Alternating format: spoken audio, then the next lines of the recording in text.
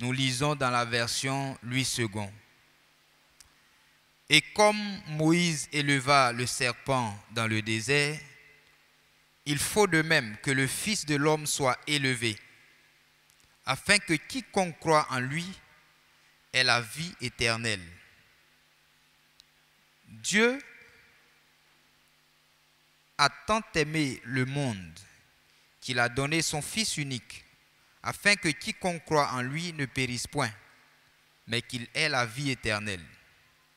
Dieu en effet n'a pas envoyé son Fils dans le monde pour qu'il juge le monde, mais pour que le monde soit sauvé par lui.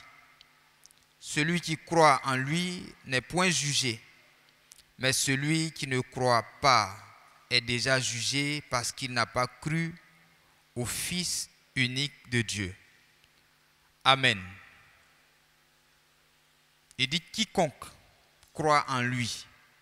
Il n'a pas dit si tu es juif que tu crois en lui.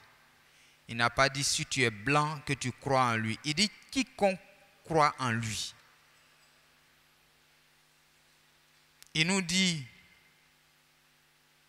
que comme Moïse éleva le serpent dans le désert, Jésus, notre propriétaire, il n'est pas d'une génération spontanée. Bien longtemps avant sa naissance, l'on a écrit sur lui. Et c'est frappant quand tu regardes dans le livre de Nombre, il parle du serpent d'airain. Et Christ aussi a été pendu au bois pour que toi et moi nous puissions regarder à lui. Au moment opportun, il s'est manifesté à toi et à moi. Si c'est la première fois que tu entends cette parole, sache-le, il a déjà payé le prix.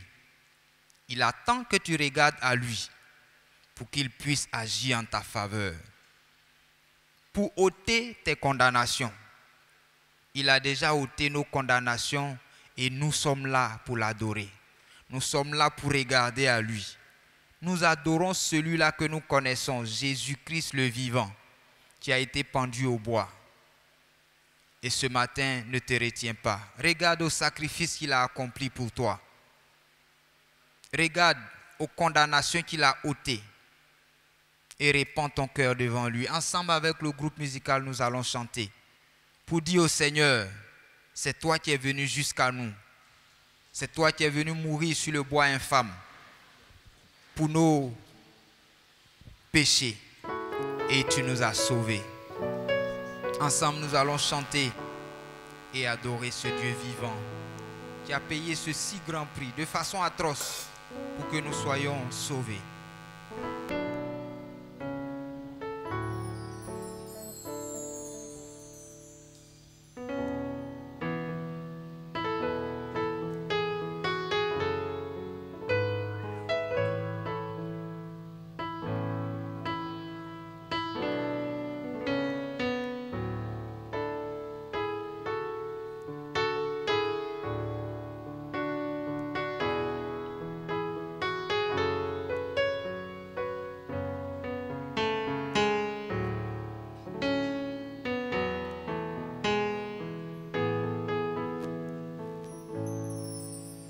Éternel, pour toutes tes œuvres,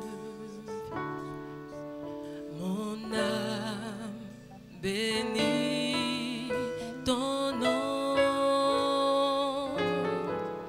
Jésus, oh, pour ton salut,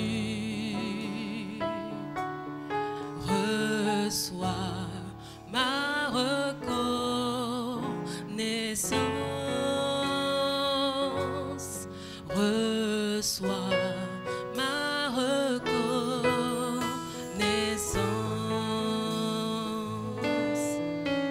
Éternel, pour toutes tes œuvres,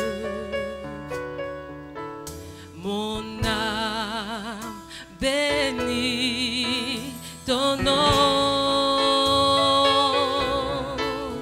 Jésus, oh, pour ton salut,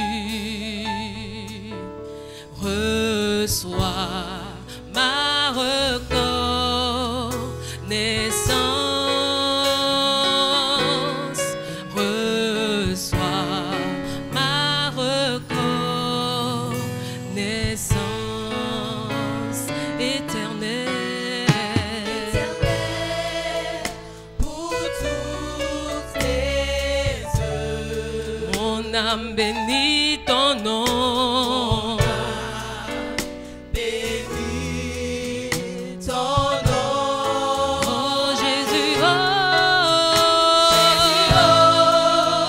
pour ton salut, oui, reçois Ma reconnaissance, oui, reçois ma reconnaissance. nous chantons éternel Toutes tes œuvres. Mon âme bénit ton nom, bénis ton nom. Nous crions Jésus, Jésus, pour ton salut. Oh, reçois ma reconnaissance. Oh oui, reçois Seigneur ma reconnaissance. Oh oui, éternel, pour toutes tes œuvres. toutes tes Mon âme bénit ton nom. Oh, oh, ton nom. Jésus, Jésus, oh. Pour ton salut. Oh oui, reçois ma reconnaissance pour toutes tes œuvres dans ma vie. Ma reconnaissance éternelle pour toutes tes œuvres. Mon âme bénit ton nom. Jésus, oh, pour ton salut. Reçois ma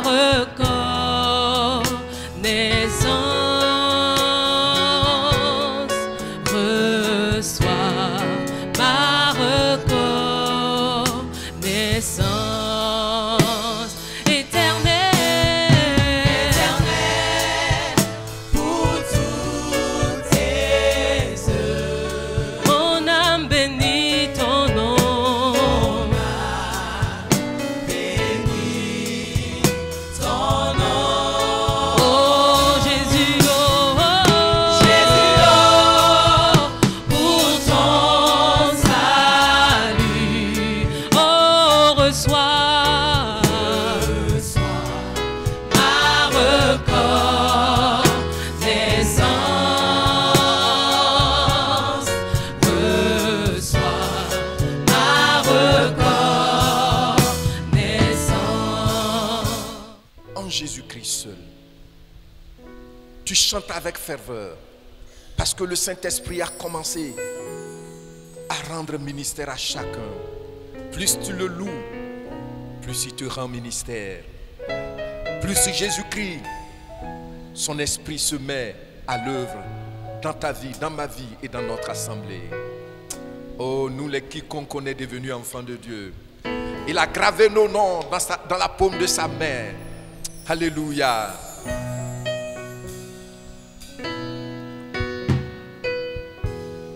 Tu es Le le Dieu Dieu de de ma ma vie. vie. En En toi j'ai trouvé le salut.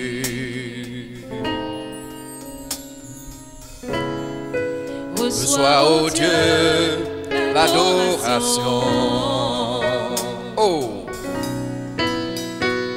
Des cœur que tu as sauvés. Je veux t'adorer. Oh, oh, oh, je je veux t'adorer.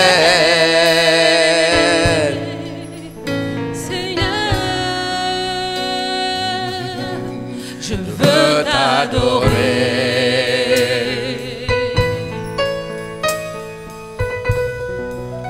Père, nous t'adorons. Père, nous t'adorons. Nous t'adorons, nous t'adorons. Père, nous t'adorons. Lève la main avec ferveur. Nous t'adorons.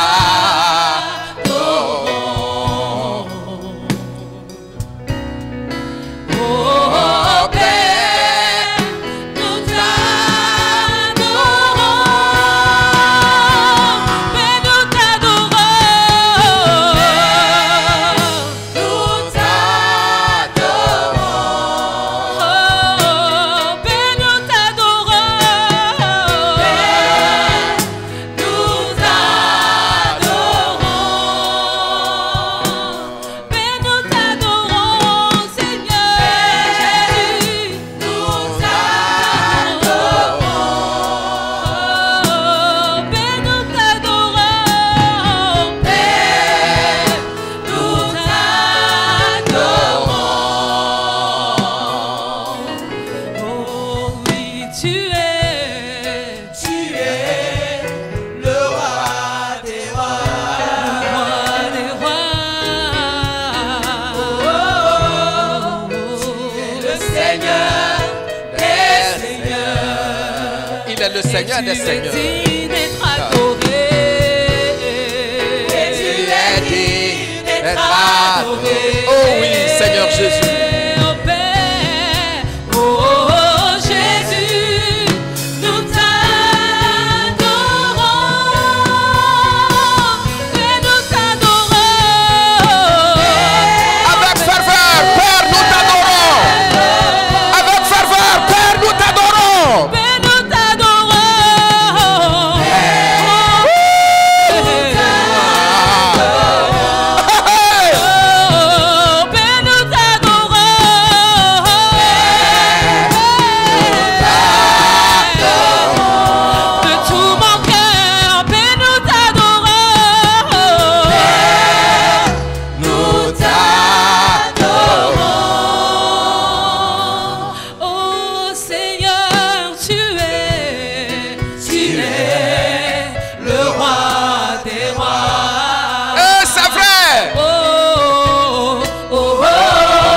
connaissons. Tu es le Seigneur des seigneurs et tu es digne d'être élevé.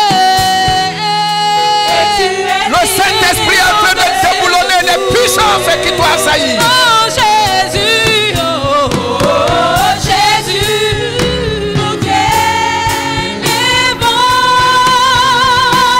mais nous t'élevons, Seigneur, au-dessus de tout ce qui existe, mais nous t'élevons, oh,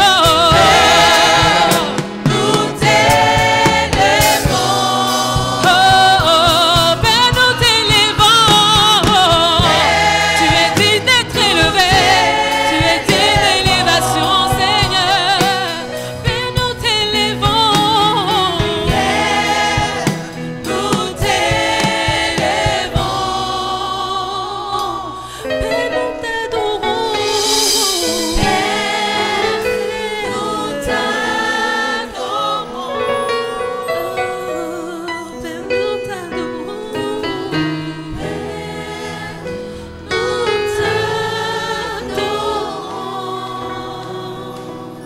Saint-Esprit, manifeste la présence glorieuse de ton Seigneur.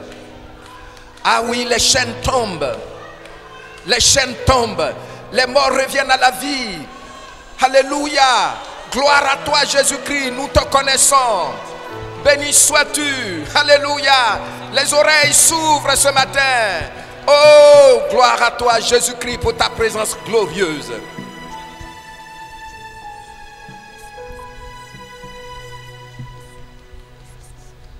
La confusion disparaît ce matin parce que nous sommes autour du trône du roi des rois, du roi de gloire.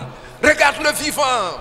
Il dit, il t'aime, il t'aime, il t'aime. Tu n'es plus un n'importe quoi. Tu as de la valeur à ses yeux. Alléluia. Il te remplit de joie ce matin, de certitude, d'assurance. Tu es à lui.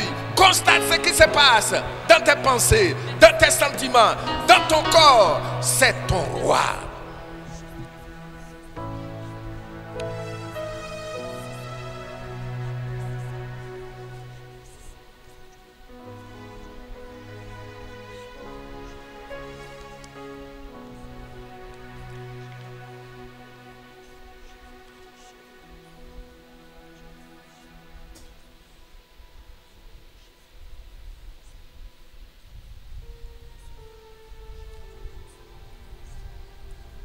Notre Dieu et notre roi, nous te disons merci.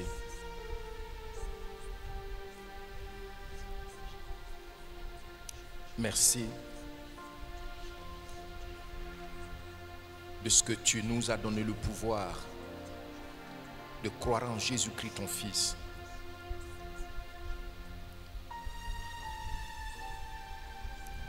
Et tu nous as délivrés de toutes nos condamnations et de la condamnation éternelle. Merci de ce que jadis nous qui étions des nids d'esprits méchants, nous qui étions des temples de la mort prématurée, aujourd'hui nous avons la vie parce que ton esprit est en nous. Nous te remercions de ce que, Seigneur, nous qui jadis ne connaissions pas ce qu'était la joie, aujourd'hui nous avons expérimenté la joie avec toi, la paix. Quand nous avons peur, tu viens nous rassurer et nous en délivrer. Quand nous sommes dans la confusion, tu viens nous éclairer. Seigneur, tu es notre Dieu. Nous te connaissons et nous t'aimons. Et nous t'aimons. Et encore, nous voulons te dire, nous t'aimons. Merci infiniment. Merci pour cette semaine.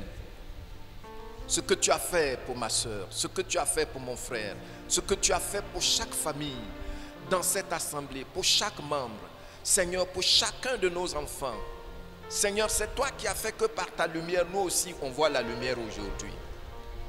Nous ne pouvons même pas imaginer les terreurs de la nuit qui s'étaient déclenchées, déchaînées contre nos vies. Mais à l'ombre de ta main, nous, on s'est reposé paisiblement. Seigneur, nous te disons merci. Merci de ce que nous sommes à toi. Et tu ne nous abandonneras jamais. Merci de ce qu'avec toi, nous ne connaîtrons jamais le déshonneur. Merci de ce qu'avec toi, nous sommes guéris de toute maladie et de toute infirmité. Merci de ce qu'avec toi, nous pouvons le dire, que nous, celui qui est en nous est plus grand que celui qui est dans ce monde. C'est pourquoi toutes les puissances des ténèbres sont sous nos pieds. Et nous marchons de victoire en victoire pour te célébrer, pour t'adorer et pour te faire connaître à plusieurs. Merci parce que vraiment, Jésus-Christ, tu es le Dieu de tout espoir. Amen.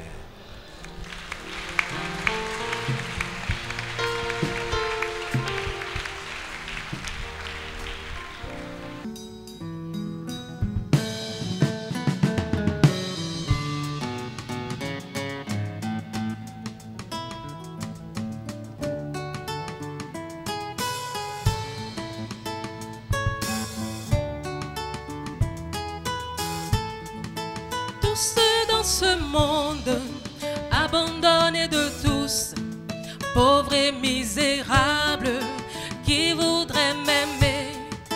Montrez-moi dans ce monde un homme de compassion, celui qui voudrait être mon compagnon, compagnon. La misère, compagnon dans la joie, compagnon de route dans ce monde difficile.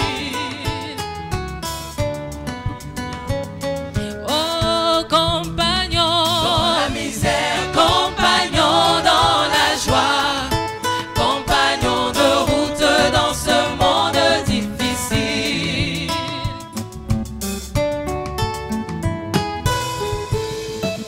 Déçu dans ce monde, ne trouvant point d'amis, oh je vous en prie, montrez-moi un ami. Donnez-moi des conseils, comment le trouver, celui qui voudrait être mon compagnon, compagnon. Dans la misère, compagnon dans la joie, compagnon de route dans ce monde difficile.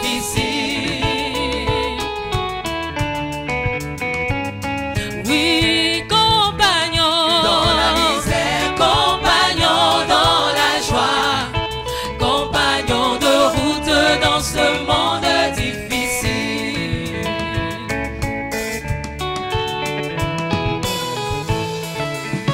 Oui, Jésus-Christ, et je peux l'affirmer, est le véritable et l'unique compagnon qui donne même sa vie pour sauver ses amis, leur ouvre même la porte du paradis. Abandonne tes recherches et viens à Jésus, qui veut te sauver et te donner le bonheur, être ton compagnon en tout temps, compagnon. Dans la misère, compagnon dans la joie, compagnon de route dans ce monde difficile. Alléluia. Oui, compagnon dans la misère, compagnon dans la joie, compagnon de route dans ce monde difficile. Nous chantons compagnon, hey compagnon. Dans la misère, compagnon dans la joie, compagnon de route dans ce monde. Oui, compagnon. Dans la misère, compagnon dans la joie, compagnon de route dans ce monde difficile. Compagnon dans la misère, compagnon dans la joie, compagnon de route dans ce monde difficile.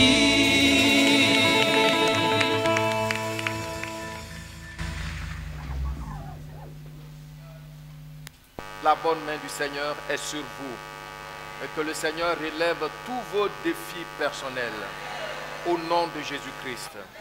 Amen.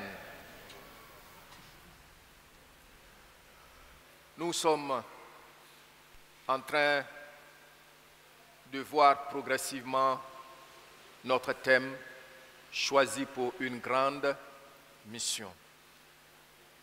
J'ai failli oublier, s'il vous plaît, après le culte, nous avons 30 minutes, Pasteur Domoro et moi, ici. Si tu es venu, que tu es malade, tu viens, on va prier pour toi. Merci. Donc, nous avons vu un point que nous sommes toujours en train de voir, à savoir l'identité. Qui est-ce que je suis? Combien de fois c'est important pour chacun de nous de connaître clairement qui il est, son identité. Souvenez-vous que la première fois que j'ai abordé cela, je vous ai dit que c'est un des plus grands problèmes de tout être humain. Qui est-ce que je suis? Depuis le jardin d'Adam, d'Éden, ça a été toujours le problème de l'homme. Et qu'il faut régler ce grand défi afin de pouvoir accepter le choix que le Seigneur a porté sur toi, ensuite de pouvoir l'accomplir. Dieu ne confie pas ses missions à des mercenaires, mais aux enfants de la maison. Et donc nous avons vu qui nous sommes. On a pris assez de temps là-dessus. Nous sommes enfants de Dieu. Et nous le sommes effectivement parce que une démarche claire a été suivie. Laquelle démarche n'est pas définie par nous, mais par Dieu lui-même, comment devenir son enfant. Ce n'est pas nous qui avions nos critères que nous avons imposés à Dieu. Je viens à l'église tous les dimanches, donc je suis chrétien. Je chante les chants chrétiens, donc je suis chrétien. Non, mais c'est Dieu qui nous a dit, voici comment vous pouvez faire pour être mon enfant. Et puis, nous avions suivi cela. Maintenant, on a dit qu'il faut continuellement cultiver cette conviction de ton identité. Tout le reste qu'on a vu, on a vu que c'est des maquillages. Je suis révérend, c'est maquillage. Qui est-ce que tu es? Dans ton intimité,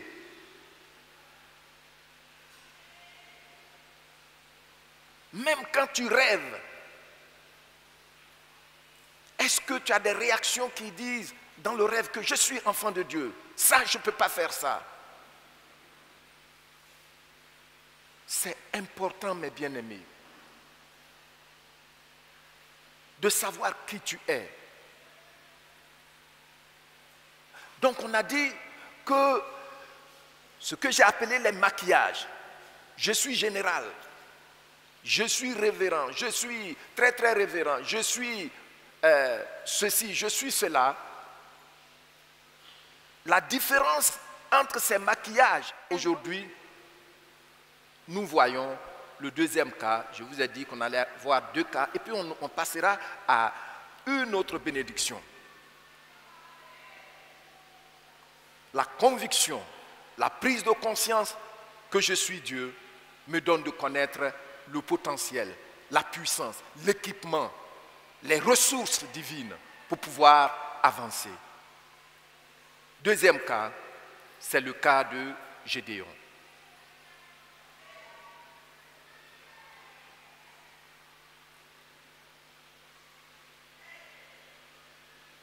Et nous le trouvons dans Juges, chapitre 6, du verset 11 au verset 15. Du verset 1 au verset 15 plutôt. Du verset 1 au verset 15. Je le lis et tu vas le lire après moi. Parce qu'il y a des gens, c'est seulement pendant les cultes du dimanche qu'ils ont vraiment l'opportunité de lire la Bible. Disons, qu'ils trouvent l'occasion de lire la Bible. Sinon, ils n'ont jamais le temps. Tu vois, non? Et puis ça aide aussi tout le monde à ne pas dire c'est le pasteur qui a dit ça. Alors que ça est là. Veuillez vous tenir debout, nous allons le lire ensemble. Les enfants d'Israël firent ce qui déplaît à l'Éternel. Et l'Éternel les livra entre les mains de Madian.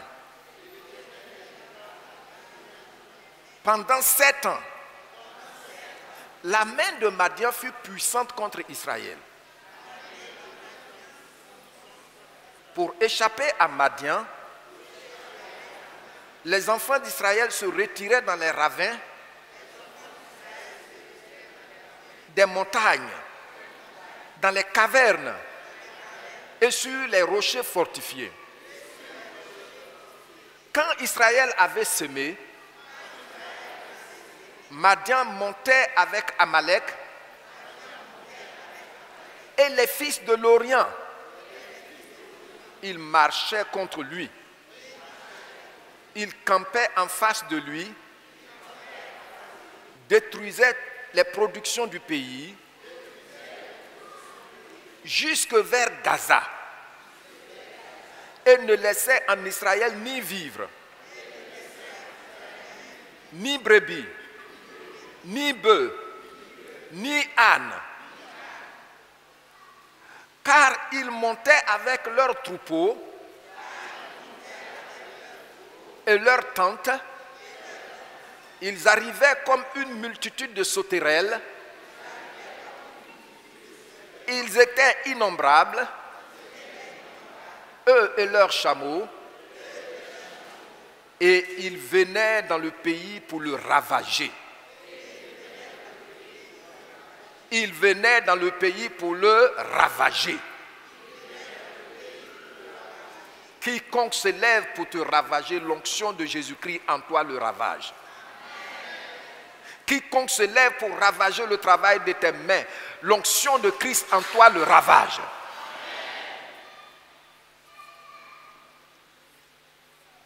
Nous continuons au verset 6.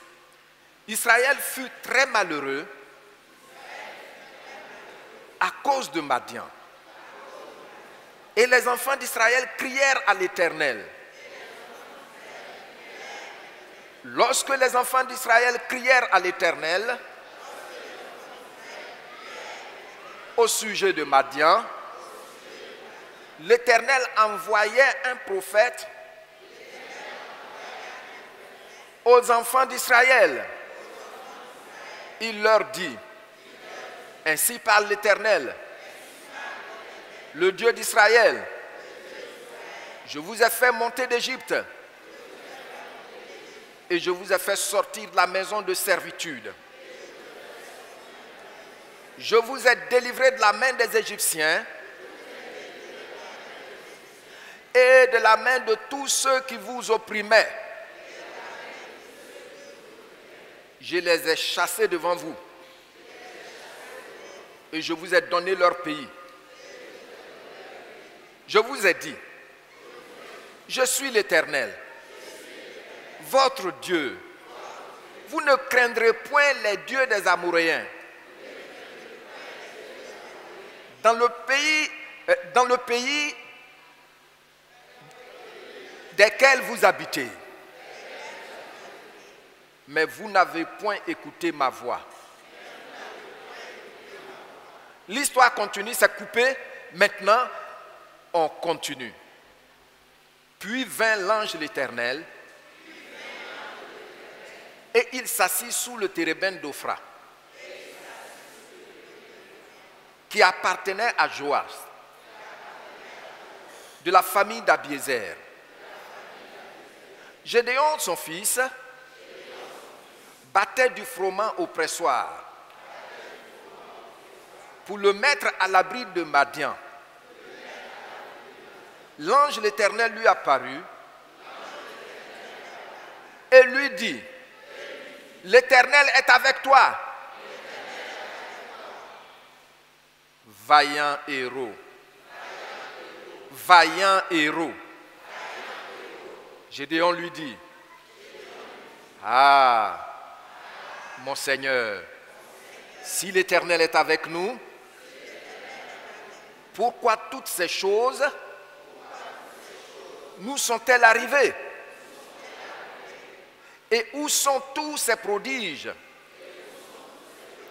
que nos pères nous racontent quand ils disent, l'Éternel ne nous a-t-il pas fait monter hors d'Égypte? Maintenant, l'Éternel nous abandonne et il nous livre entre les mains de Madian. Sachez ceci, le Seigneur dit dans Hébreux 13:5, il ne t'abandonnera jamais. Il ne te délaissera jamais. Amen. Nous continuons. L'Éternel se tourna vers lui et dit, lisez ça.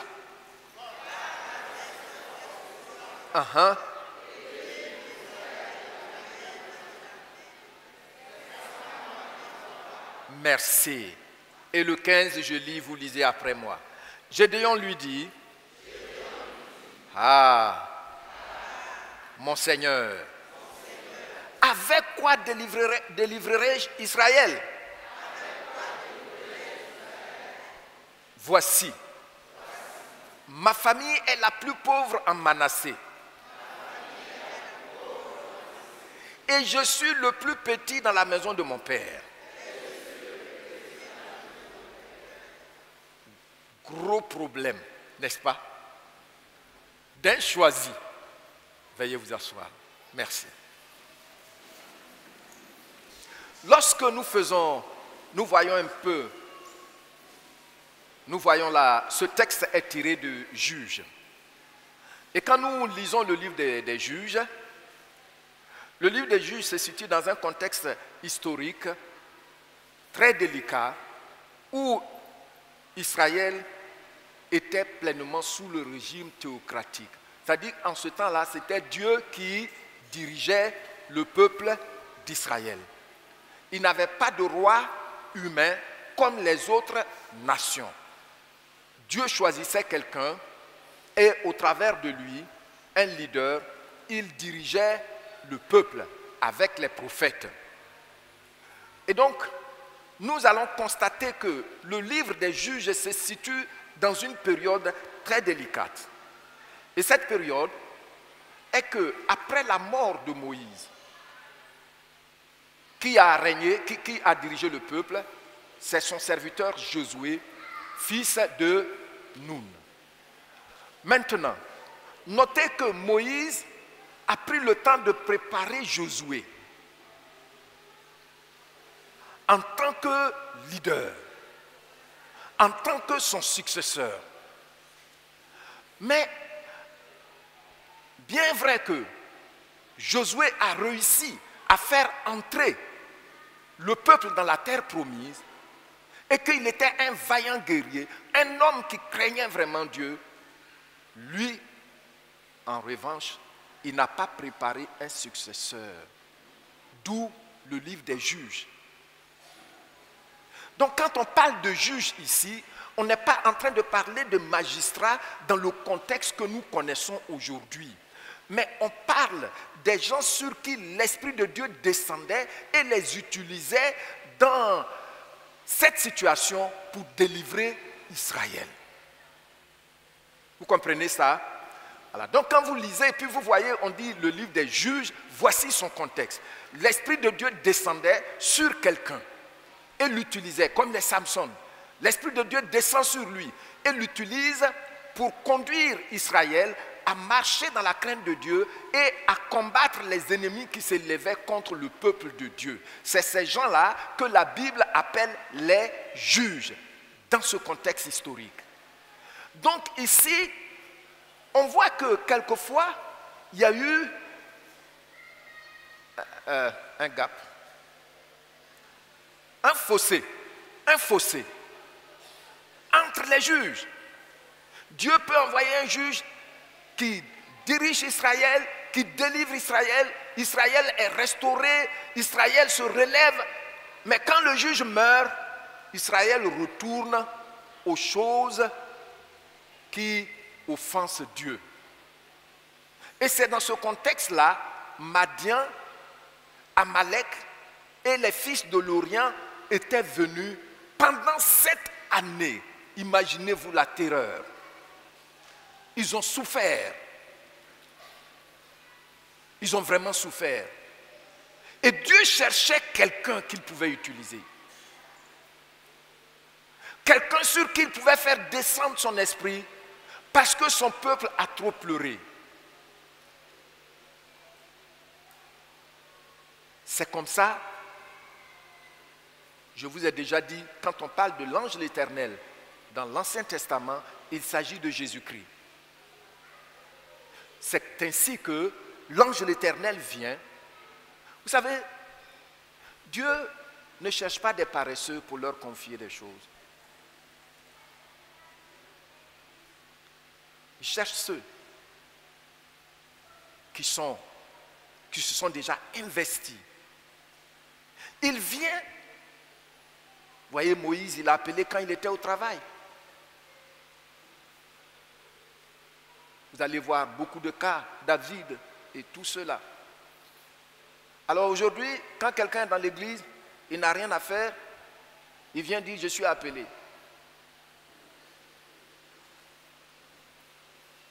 Ce n'est pas comme ça les choses se passent.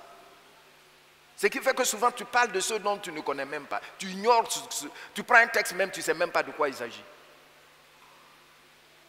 C'est pour faire les offrandes en un seul culte. On va faire offrande 4 fois, 5 fois. Et le nom du Seigneur est blâmé. Non. Dieu appelle des gens qui travaillent. Regardez dans les évangiles. Tous ceux qu'il a appelés travaillaient.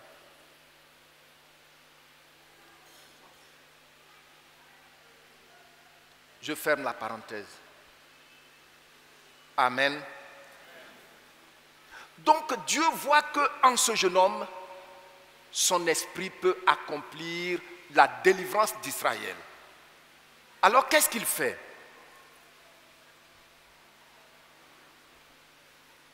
Il s'approche de lui.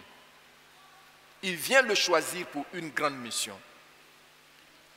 Celle de délivrer Israël de ses ennemis impitoyables, cruels, dont Madian, Amalek et les fils de l'Orient.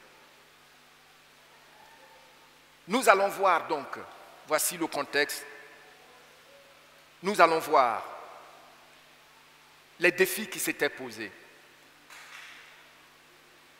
Les résistances que Gédéon a montrées, qui sont dans le texte. Et ensuite, nous allons voir le principe que nous avons déjà vu, qui conduit au succès, ou un des principes qui conduit au succès de la mission que Dieu nous confie. Et enfin, nous allons terminer par un encouragement pour nous-mêmes. Premièrement, point de résistance. Nous le voyons dans le verset 15. Lisez le verset 15 avec moi. Gédéon lui dit, « Ah, mon Seigneur, avec quoi délivrerai-je Israël? Voici, ma famille est la plus pauvre. » Soulignez bien, la plus pauvre. Ma famille est la plus pauvre. Il aime les superlatifs. Et puis ici, il dit, et je suis le plus petit. Où ça? Dans la famille la plus pauvre du pays, de notre tribu. Oh. Une manière de dire à Dieu, mais vraiment... Bon, il était respectueux quand même, parce qu'il trouve que la déclaration de cet étranger-là, quelque chose s'est passé en lui. Donc il lui parle avec respect. C'est pourquoi il ne dit pas, mais tu t'es trompé de choix. En fait, il a dit, c'est une autre forme de style, hein, en disant à Dieu, vraiment, je ne suis pas la personne indiquée. Vous voyez, mais dans notre contexte, dans le cas de Gédéon ici, dans la résistance, nous voyons qu'il mentionne d'abord quoi? Le potentiel. Il dit, j'ai pas ce potentiel dont tu es en train de me parler. Tu me dis d'aller libérer le pays, Israël, mais où est le potentiel? Verset 15a. Vous voyez, le verset 15a, Gédéon lui dit, ah mon Seigneur, avec quoi délivrerai-je Israël? Avec quoi? Je n'ai rien. Regardez, qu'est-ce que l'ange de l'Éternel lui disait quand il lui est apparu? Dans le verset 12, qu'est-ce qu'il lui a dit? Qu'est-ce qu'il lui dit? L'Éternel, l'ange de l'Éternel lui apparut, verset 12, vous lisez avec moi. L'ange de l'Éternel lui apparut et lui dit, Qu'est-ce qu'il lui a dit? Et puis il lui dit, vaillant héros. Voyez-vous que c'est une déclaration étonnante. L'Éternel, quelqu'un que tu ne connais pas, qui se présente à toi, qui dit l'Éternel est avec toi. Et puis quelqu'un qui cherche à ranger sa petite moisson quelque part contre les ennemis. On t'appelle vaillant héros. Un héros, c'est quelqu'un qui supplante l'adversaire. C'est quelqu'un qui a la victoire sur l'adversaire. Donc, vous voyez, c'est ce qui a fait que Gédéon, il est intelligent. Il est vraiment intelligent. Quand vous regardez le texte de près, c'est pourquoi il a dit, mais si je suis vaillant héros, pourquoi tout ça là, ça s'est passé? Et puis, tu vois, donc il ne faut pas me trahir, il ne faut pas me tromper. En fait, l'ange de l'Éternel lui dit qui il est. L'Éternel est avec toi. Donc, il est identifié à qui? Gédéon est identifié à qui? À l'Éternel. Il a l'image de Dieu en lui. Il est enfant de Dieu. Maintenant, vaillant héros. Mais il dit qu'il n'est pas vaillant. Il ne faut même pas parler de héros. Voyez-vous que la question de la capacité divine en toi est forcément liée à la reconnaissance de qui tu es. La question de la capacité divine en toi est forcément liée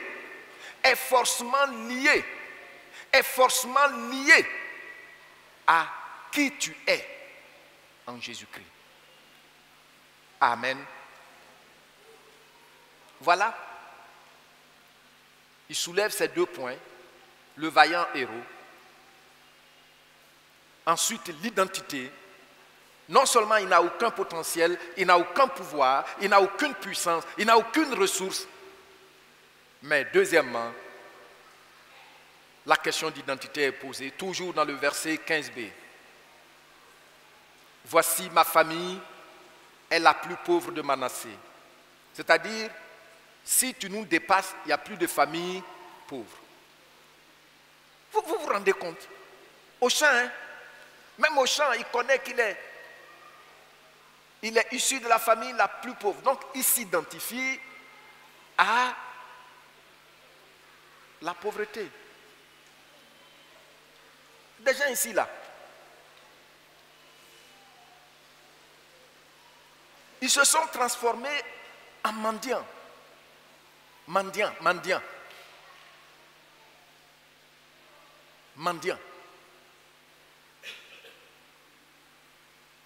Surtout nous qui sommes pasteurs.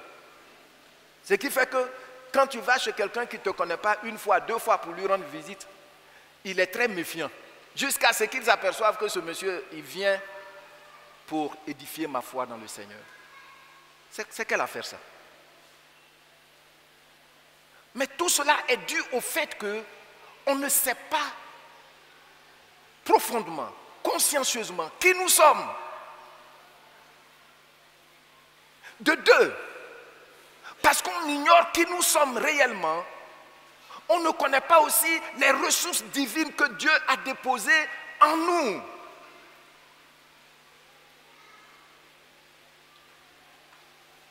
Il y a des gens ici qui refusent d'aller au village.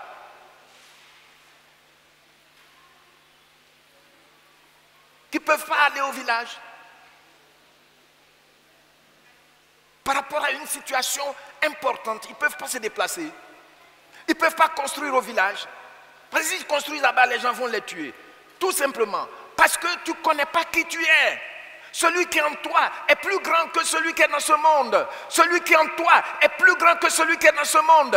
1 Jean chapitre 4 verset 4. Il dit, petits enfants, je vous écris, je veux que vous en soyez conscients, que celui qui est en vous est plus grand que celui qui est dans ce monde. Alléluia. Acclame le Seigneur.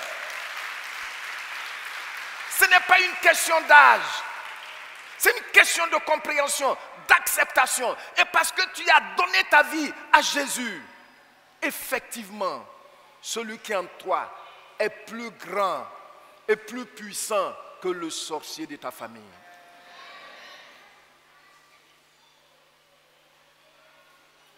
Qui me suit?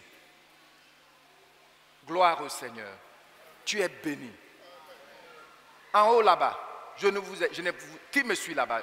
Alors, merci. Vous me suivez, hein? Vous êtes bénis au nom de Jésus-Christ. Vous voyez? On veut aujourd'hui les rudiments du monde. Je vais te donner de l'huile à boire. Je vais te donner de l'huile pour mettre sur tes yeux. Je vais te donner de l'huile pour mettre sur tes lèvres quand tu dois parler. Pourtant, celui qui est en toi est plus puissant, plus grand que celui qui est dans ce monde. 1 Jean, chapitre 4, verset 4. Vous voyez? Mes bien-aimés,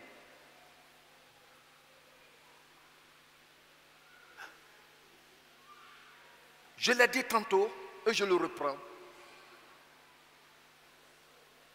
Gédéon est enfant de Dieu. Et pourtant, il utilise les superlatifs que même les Madianites et les Amalécites ne vont pas utiliser.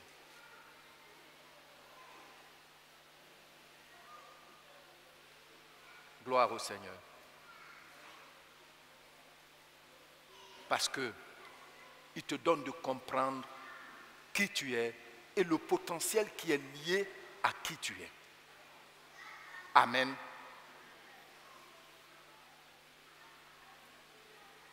Donc tu vois, ma famille est la plus pauvre du pays. Nous sommes de la famille la plus pauvre. Je suis de l'assemblée la plus pauvre. Les membres sont pauvres.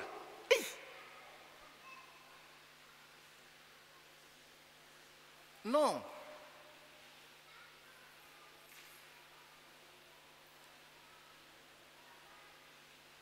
La famille de laquelle tu es né biologiquement est ta famille d'adoption. Ici-bas. Amen. Mais pour avoir dit oui à Jésus-Christ, il t'a donné le pouvoir de devenir enfant de Dieu. Et ce que tu es devant Dieu contrôle et supplante ce que tu es aux yeux de tes parents. Voyez-vous, ma famille est la plus pauvre.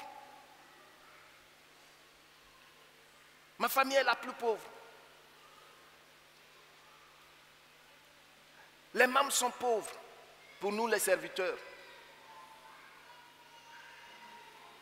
Les membres sont pauvres, ils sont démunis. J'ai entendu des gens qui ont dit les membres sont démunis. Il a dit à certains serviteurs que ce jour-là, quand Pasteur Gatou m'a parlé, j'étais touché. Ah bon? Mais dites-moi, si je vous regardais comme des démunis, c'est-à-dire démunis, tu n'es muni de rien. Rien de bon, tu es muni de rien de bon. Est-ce qu'on serait dans un lieu propre aujourd'hui? Dites-moi. Est-ce qu'on serait dans un lieu propre aujourd'hui pour adorer le Seigneur? Il ne faut pas te tromper. La Bible dit, en Christ, Colossiens chapitre 2, le verset 10, en Christ vous avez tout pleinement. Dis merci Père, parce qu'en Christ tu m'as tout donné pleinement.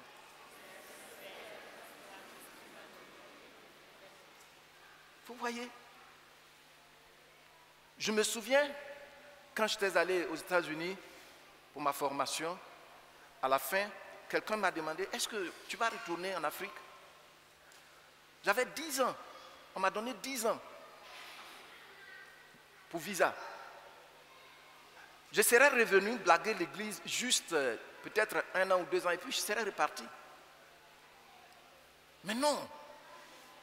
Partout où l'enfant de Dieu est, Dieu crée la richesse. Parce que tu es là, là où tu es à la maison là, Dieu crée la richesse. Il y a des gens ici aujourd'hui, ils peuvent dire ils ont loué maison, passé de maison en maison, et puis aujourd'hui ils sont dans leur propre maison. Comment cela s'est-il passé? Où as-tu gagné l'argent? Fais attention. Ce qui sort de ta bouche, fais attention. Toi, demain, si tu t'attaches au Seigneur, tu vas donner témoignage ici en pleurant. Regardez l'enfant là. Voyez, parce qu'on refuse d'accepter ce que Dieu dit que nous sommes par rapport à lui. Nous, on a commencé. Moi, j'ai commencé. Ceux avec qui j'ai commencé dès le début, si tout le monde est là, ils vont vous dire, ce monsieur, jamais il est venu nous demander de l'argent. Ça fait 32 ans de ministère. Jamais, jamais personne ne va se présenter pour dire, le pasteur est venu chez moi, il m'a expliqué ses problèmes comme c'est mon pasteur. Non! Il y a quelque chose qui est en moi. Et c'est ce que Dieu honore. Ce que Dieu dit que tu es, que tu acceptes, il vient l'honorer. Dieu honore ce qui est en toi qui vient de lui. Tu as compris? Je redis, sous une autre forme que j'ai déjà donnée dans le passé. Dieu ne met dans ta main que ce que tu as dans le cœur. Mais tu te vois pauvre. Tu te vois pauvre. Tu es fâché parce que tu marches et puis les membres sont dans leur voiture. Tu es fâché parce que tu as la mobilette et les gens sont au volant. Ça veut dire quoi? Oh. Il faut comprendre.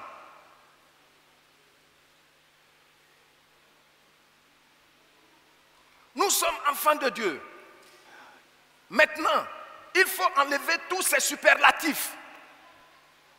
Ces superlatifs de Gédéon. Qu'est-ce que je dis? Oui. Est-ce que tu vas retourner chez toi en Afrique? Oui. C'est là-bas que j'étais et Dieu m'a donné bourse pour venir ici. Je dois retourner. Il y a un peuple qui m'attend là-bas. Oui. Est-ce que si c'est pour aller vivre, c'est pour aller passer vacances aux États-Unis, le Seigneur ne peut pas me donner les moyens en son temps? En son temps, il va te donner les moyens. Si c'est là-bas que tu veux partir passer les vacances, tu vas partir. Mais je dois reconnaître que là où je suis, je ne suis pas le plus pauvre. Mon pays n'est pas le plus pauvre. Ma nation n'est pas la plus pauvre. Mon assemblée n'est pas la plus pauvre.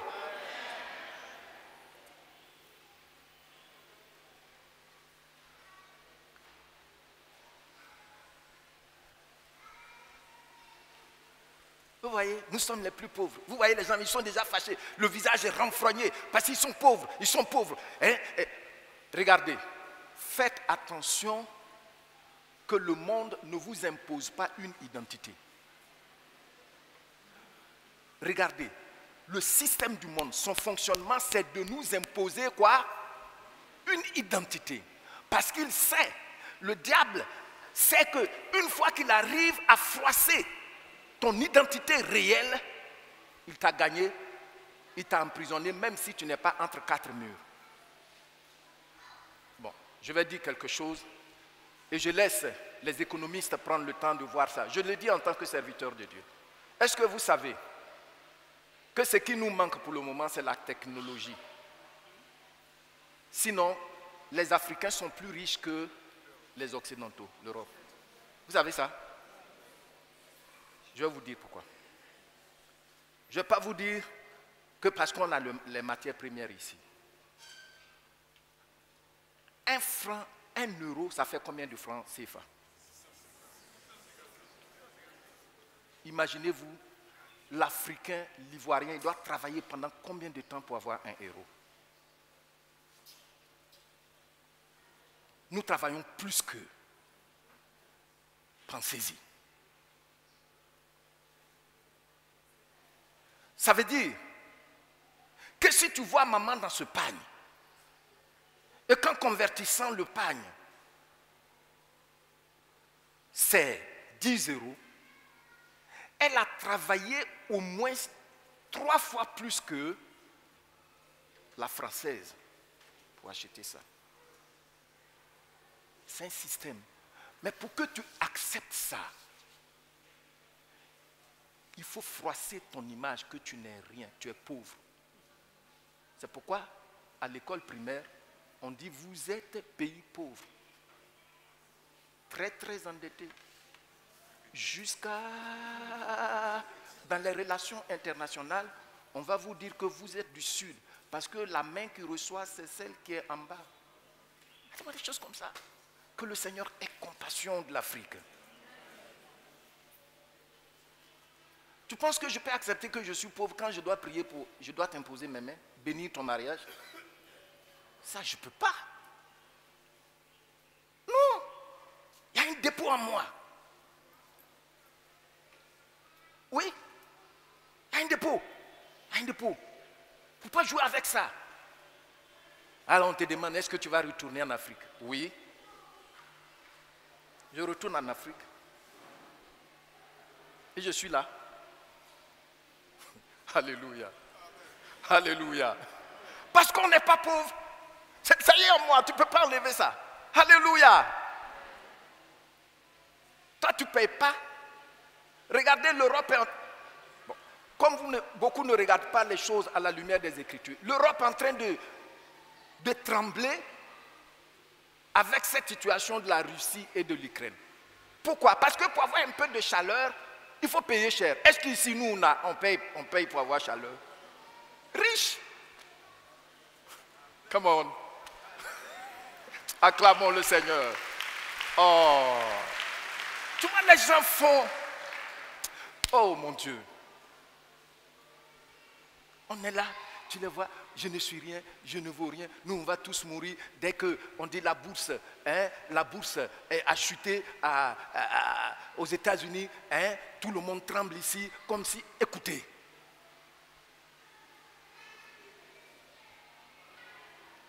Ceux qui ont compris, il y a eu un changement. Amen. Gloire au Seigneur. De ce que tu comprends. Qui comprend? Qui comprend? Tu es béni au nom de Jésus-Christ. Donc, mes bien-aimés, voyez-vous, enlevons ces superlatifs. Vous savez, il dit, il est de la plus petite famille et de la famille la plus pauvre. C'est-à-dire, il a parcouru toutes les familles. Regardez. Non. Non. Un jour,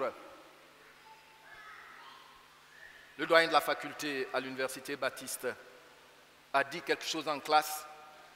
Ça m'a vraiment touché. Bon, il y a les étudiants qui viennent d'une certaine région, je ne vais pas dire ça, du Ghana, du pays. Et là-bas, la pauvreté est vraiment grande. Et quand ils arrivent, une année, le doyen a regardé et il a collecté des habits pour les étudiants qui étaient venus. Et voici qu'ils ne portent pas ces habits-là. Ils sont toujours des leaders, des futurs leaders potentiels. Ils sont en haillons là et puis ils se promènent, ils vont en classe. Un jour, il a appelé le premier qui est venu. Mais pourquoi vous ne portez pas les habits qu'on vous a donnés. Il a dit, si on porte ça, les gens qui sont ici en ville, s'ils nous voient, ils vont aller dire chez nous que nous sommes devenus riches. Donc, on porte toujours les habits usés que nous avions. Comme ça, on est pauvre et puis on est tous contents. Regardez la mentalité.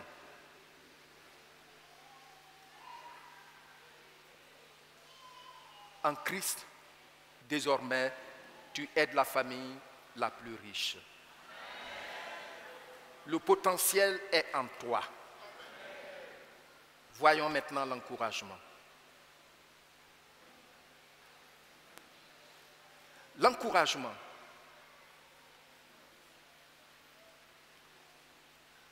Dans Philippiens chapitre 4, le verset 13, qu'est-ce qu'il dit? Je puis tout par...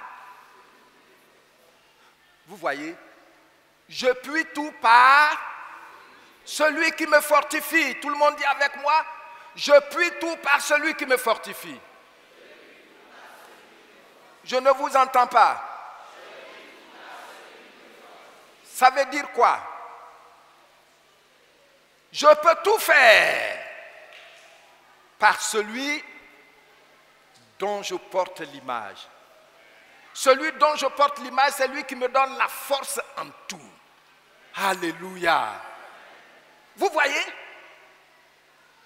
Je vais vous lire. Parole de vie. Et je le lis une première fois, et puis ensuite tu le lis avec moi. Je suis capable de tout cela grâce au Christ qui me rend fort.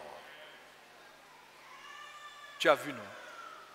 Donc, le potentiel ici, Paul montre clairement dans ce passage que ce que je peux faire, la capacité que j'ai pour la mission que Dieu m'a confiée est liée à mon identité. Or, je suis identifié à qui? À Christ. Regardez, quelqu'un qui dit à un cadavre, c'est certifié, il est mort, allez-y l'enterrer, sa mère veuve est en train de pleurer derrière le cercueil, il dit descendez le cercueil. Ça me touche, c'est une révélation que le Saint-Esprit m'a donnée. On descend le cercueil, il touche le cercueil, il dit jeune homme, lève-toi. Et puis le jeune homme se lève, il le remet à sa mère, le cortège en larmes retourne à la maison dans la joie. La Bible dit, c'est à lui que tu es identifié. Amen. Vous comprenez ça? Vous n'avez pas compris. Celui qui peut prendre quelques morceaux de pain, et c'est du pain de la pauvreté. C'est les pauvres qui mangeaient ça. Ils multiplient le pain. Après avoir remercié le Père, et puis il nourrit plus de 5000 hommes, sans compter les femmes et les enfants. Dites-moi, à qui es-tu identifié? La Bible dit c'est à lui. Donc, tu es capable d'accomplir ta mission à cause de celui qui habite en toi. Amen. Souvent, on refuse la guérison. Il y a des gens, vous allez prier, vous allez prier, vous allez prier, vous allez prier. Pas que l'Esprit de Dieu ne les a pas touchés, non, ils sont touchés. Mais ils ne veulent pas accepter que c'est parce qu'ils sont enfants de Dieu, la guérison fait partie de leur privilège. Donc si je dois prier pour toi, viens mon frère, Gérard. Je vais attraper sa tête, je vais secouer, tourner, le faire tomber si c'est possible. Vous savez, le Seigneur dit, si vous détruisez son temple, qu'est-ce qu'il va faire? Et pourquoi nous voyons des révérends qui deviennent des revenants? Parce qu'ils maltraitent. ceux qui sont identifiés à Christ. Impose ta main simplement sur lui et dis, Seigneur, tu le guéris parce que c'est son privilège. Et si lui, dans son cœur, il sait que c'est vrai, il reçoit la guérison. Amen. Le potentiel est là. Je puis tout. Je suis capable de tout faire par celui qui me rend fort. Oh, ce n'est pas n'importe qui te rend fort. C'est Jésus-Christ. Amen. Parole vivante dit ceci. Je peux tout dans la communion de celui qui est la source de ma force. C'est très fort. Jésus-Christ est la source de notre force. Ce n'est pas des bagues noires. Ce n'est pas des chaînes cachées. Non. Ou des gris-gris partout, comme les dozos. Non. Jésus-Christ est notre source. Le vivant. Il est le vivant. Il est le Dieu véritable. Et tu es son enfant. Et il est avec toi. Amen. Vous voyez, quels sont les arguments que tu donnes maintenant? Par exemple, prenons l'évangélisation. Témoigner. Quels sont les arguments que tu donnes?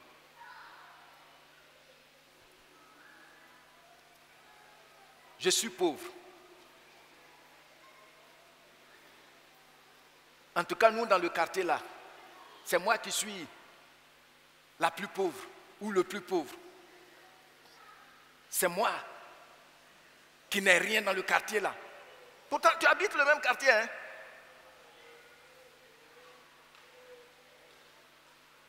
Dans le service là. Comme nous, on n'est rien. Mais écoutez, le monde va tout faire pour t'imposer une identité. C'est à toi de comprendre que tu dois dire non. Amen. Même dans l'église, ceux qui ne sont pas matures chercheront à t'imposer une identité.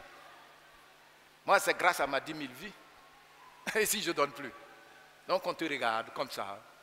Non, ce n'est pas vrai. Ce n'est pas vrai. Même tout ton salaire ne peut pas vraiment régler toi-même tes propres défis si ce n'est pas la grâce de Jésus-Christ. Donc il ne faut pas me distraire. Tu peux avoir mal au doigt et puis ça va manger 3 mois de salaire sans que tu ne te plaignes. Nous sommes tous pris en charge par le Seigneur. Je dis quoi? Oui.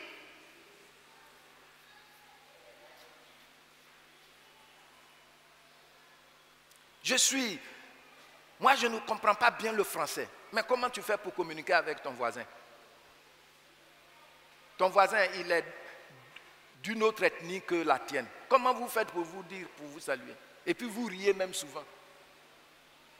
Moi, je ne parle pas bien le français. Tu ne parles pas bien le français. Mais comment tu fais pour discuter du football avec tes voisins?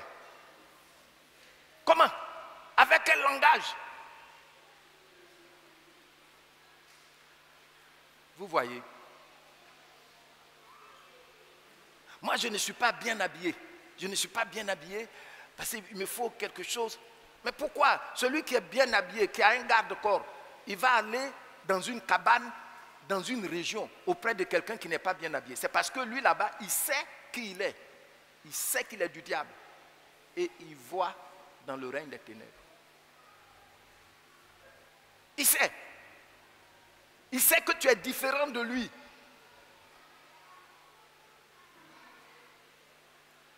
Il faut qu'il y ait un changement de paradigme. Acceptons ce que Dieu dit que nous sommes. Acceptons ce que Dieu dit que nous sommes pour lui. Alors, le potentiel qui est en toi va fonctionner. Amen. Mais bien aimé, Voici ce que je tiens à partager ce matin avec toi. Nous avons vu le cas de Moïse. Il a posé de vrais problèmes, de réels défis. Mais à partir du moment où il est enfant de Dieu, choisi par Dieu, alors le potentiel lui a été déjà donné. Seulement qu'il ne le savait pas. Gédéon, on te dit, va avec la force que tu as. La force que tu as là, il faut aller avec ça. Le potentiel était déjà là. Alléluia. En toi, le potentiel est déjà,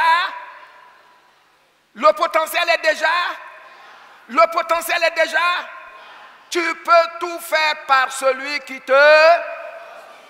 Alléluia. Acclamons le Seigneur. Il faut qu'on commence à changer maintenant de langage. Il faut qu'on commence à changer de langage. Je ne suis pas pauvre. Non. Je ne vais pas mourir prématurément parce que la vie, depuis que j'ai accepté Christ, il a déposé la vie en moi. Ce n'est pas seulement le bios, mais c'est aussi le Zoé. Alléluia. Non, je ne m'en dirai jamais mon Père parce que ça ne fait pas partie des bénédictions que Christ a eues pour ses enfants. Alléluia. Alléluia. Non, si un sorcier vient sur mon chemin, bien que je ne le vois pas, je marche sur lui et je passe. Alléluia. Non, mes bien-aimés, un potentiel est lié à ton identité. Alléluia. Que Dieu vous bénisse.